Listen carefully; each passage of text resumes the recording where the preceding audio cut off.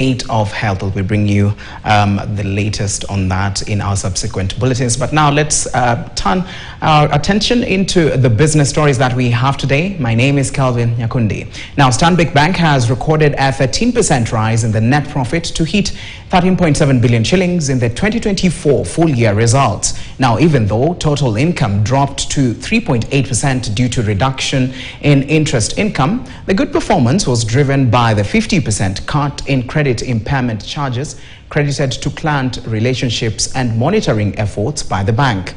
Now, the board has recommended the payment of a final dividend of 18 shillings and 90 cents per ordinary share, marking a 35.1% increase in total dividend from 2023. The lower rates are going to provide some relief on the cost of funding that we have seen in the market. The bear case would be if certain things change, if we continue to see appetite from the government to borrow from the domestic market, depending on how that's going to pan out. We might see that continue to start turning upwards.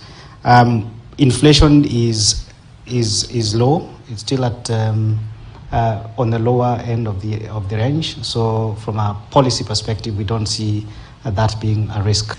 And our growth has been very strong, actually, growing at over 30% year on year until 2024.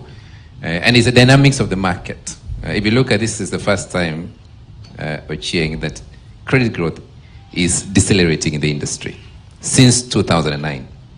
And it's very significant. It's a question we always have at industry level to say, obviously, there are reasons for it. Tightening of the monetary policy by the regulator for good reasons, dealing with inflation, and that's material issues. But we believe that with the adjustment at the MPC, you will see an action and rates by industry, you will see credit growing. Generally, credit grows 2x of GDP. So the number that Patrick showed of minus 1.4, it doesn't concern me personally. I think last time we saw this was 2007. We're seeing a lot of liquidity from the Middle East corridor with interest in Africa.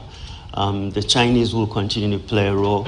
So the hole might not be completely filled, but I believe that there will be some other stronger partners to step in, because ultimately, Africa remains one of the most attractive places to invest in the midterm, with all the demographics, young population, growth, big consumer markets.